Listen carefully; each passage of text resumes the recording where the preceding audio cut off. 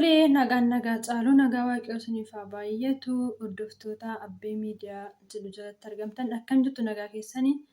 Ani obboleettiin keessan baay'eetti nagaa koodha. Inni naaf nagaa kennee maqaa waaqayyoo eebbifamu.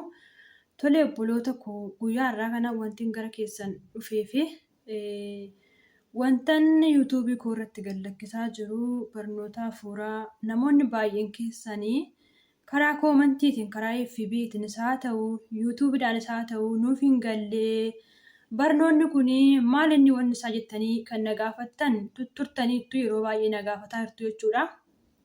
Yaa ta'u malee har'as ni deebisaa boruunis ni deebisa osoo hin jedhuun guyyaa kana ga'ee jira jechuudha. Kanaaf nagaa kan koo isiniif haa baay'atu bakka jirtanitti.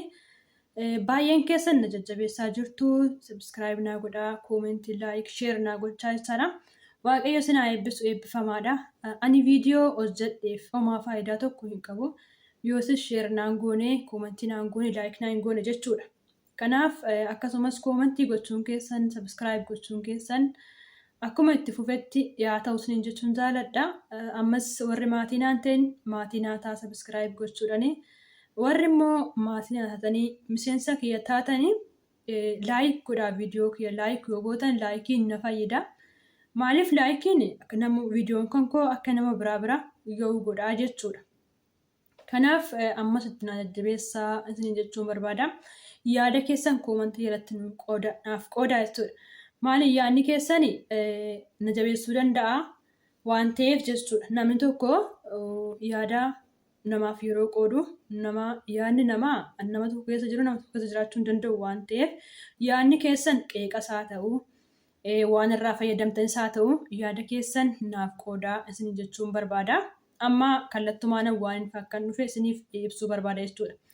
Namoonni baay'een keessanii ani barnoota isinii dabarsaa jiru barnoota hafuuraa jechuudha. Karaa waldaa kiyyaatiin kan na darbu waldaa hafuuraa waldaa online charsii jechuudha. Waldaa Yesuus hunda danda'a jedhama. Achirraa barnoonni abbootiin keenya hafuura nu dabarsaa jiranii isiniif dabarsaa isiniif qoodaa jira. Tureera jechuudha kan dabarsuu qabe. Yaa ta'u malee baay'een keessanii nuuf hin gallee barnoonni kun maalidhaa jettan jirtu jechuudha. Akkuma dura isinii kaase obboloota koo barnoota tokko barachuuf namni tokko fakkeenyaa fi qubee baratayaa jennu yookaan immoo lakkoofsa baratayaa jennu lakkoofsa tokko kaasee amma 10 baratayaa jennu. Lakkoofsa tokko kaasee 10 amma 10 yeroo baratu osoo lakkoofsa tokkoon jedhin 2 jedhin 3 jedha taanan lakkoofsi tokko maal akka fakkaattu hin beeku lakkoofsi 2 maal akka fakkaattu hin beeku. Kanaafuu ani maal isin jechuun barbaade gaafa ani mata duree tokko gallakkisu mata duree tokkoffaan dhaggeeffanni taanan isin lammaffaan sadaffaan isiniif galuu hin danda'u jechuudha. Kanaaf kan maalan bira darbaa ani barnoota baay'een isinii qoodaa ture. Barnoota ani qoodaa ture yuutuubii koo jala galtanii argachuu dandeessu. Barnoota pilaalistiitii hidheetan jira. Barnoota hafuuraa jedhee. Barnoota hafuuraa mata dureen isaa jaalalaan jiraachuu isa jedhu jechuudha. Jaalalaan jiraachuu keessatti waan baay'eetu dabarfameera jechuudha. Dhugaa dubbachuuf barnoonni sun namni sina jiraatan taa'etu dhaggeeffate barnoota baay'ee barbaachisaa ta'edha dhugaa dubbachuuf jechuudha.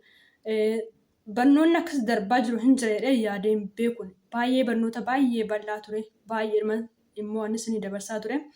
Namni tokko gaafa ofiisaatii irraa baratee deebi'ee obboleettiin kiyyaa barattu obboleessi kiyyaa baratu jedhee qoodu faayidaa qofaadhaaf isa hinaasin.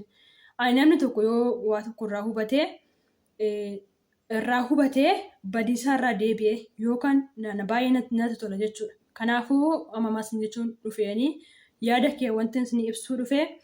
Barnoota gaafa dhaggeeffattanii tartiiban dhaggeeffadha. Gaafa tokko jettanii kaasanii dhaggeeffattan isinii galuu danda'a. Tariitii gaafa immoo 2, 3 kan jedhu marsaa tokkoffaa yoo isin dhaggeeffatin marsaa sadaffaa dhaggeeffattu taanan gongumaa yoo isinii galuu hin danda'u jechuudha. Amma ani fakkeenya mata dureewwan ani gallakkisaa ture tokkoffaa irratti jechuudha. Mata dureen barumsa jaalalaan jiraachuu jedhu isinii gallakkisee ture. Jaalalli of hin jaju kan jedhu isinii gallakkisaan ture. Jaalalli hin hinaafu kan jedhu isinii gallakkisaan ture. Baay'ee barnoota baay'ee jechuudha isinii dabarsaa ture jechuudha. Akkasumas immoo barnootuma hafuuraa ta'ee cubbuun irraa fagaachuu cubbuurraa akkamitti adda baanee jiraanna waaqayyoof akkamitti adda baanee jiraanna isa jedhu baay'ee jechuudha kan isiniif qoodaa ture. Kanaaf ammaani wanti ani gara keessan isin dhufee fi maaliif hojjettanii nuuf hin gallee kun maalinni warri jettanii kan isinii galuu danda'u fakkeenyaaf barnoota jaalalaan jiraachuu jedhu keessaa osoo jaalalli maal akka ta'e barnoota isaa hin hubatin fakkeenyaaf jaalalli hin naafu kan jedhu gaafa dhaggeeffattanii gonkumaayyuu isinii galuu hin danda'u jechuudha. Kanaaf maal isin jechuun barbaade kan isinii galuu danda'u gaafa tokko jettanii eegaltan malee osoo tokko hin jedhini 2-3 gaafa jettanii barnoota eegaltanii gonkumaa isinii galuu hin danda'u. Ani immoo hammaan kanatti pilaayilistiitii hidheetiin jira jechuudha. Pilaayilistiitii barnoota hafuuraa mata dureen isaa jaalalaan jiraachuu jedhu kan jedhu pilaayilistiitii isinii hidheen jira. Abbee miidiyaa jettanii gaafa sarchisoo gootanii argachuu dandeessu barnoota hafuuraa baay'ee achi keessa jira jechuudha. Kanaafuu kanaan argachuu dandeessu malee zim jettanii kan guyyaa marsaa 3ffaa marsaa 2ffaa kanaan gallakkise gaafa dhaggeeffattanii gonkumaayyuu isinii galuu hin danda'u. Isinii jechuun jaaladha. Ani barnoota hafuuraati malee kanaan gallakkisaa ture. Samoona kanas ta'ee tureera bubbuleera jechuudha. Kanaafuu ani har'a wanti isin hubachiisuu dhufe maalidha? Baay'een keessan karaa FB'tiin koomantiidhaan fi akkasumas yuutuubirraanii koomantii yeroo xaaftanii maa inni kun nuuf hin gallee warri jettanii akka isiniif galuufan jechuudha. Yoo tarii viidiyoon kun isin bira ga'ee akka isiniif galuuf akka isin hubattan hin barbaade jechuudha. Tokko bicha isinitti dhufeef gaafa marsaa 3ffaa isinitti dhufeef marsaa 3ffaa qofa dhaggeeffattan isiniif galuu hin danda'u. Kanaaf yuutuubii kiyya gadi qabdanii pilaayilistiitii kan jedhu jala gaafa galtanii marsaa 1ffaa argachuu dandeessu, marsaa 2ffaa argachuu dandeessu, marsaa 3ffaa argachuu dandeessu, amma dhumaatti argachuu dandeessu isiniin jechuun jaaladha. Dhugaa dubbachuuf barnoonni karnaan darbaa jiru kun barnoota baay'ee barbaachisaa ta'edha jechuudha.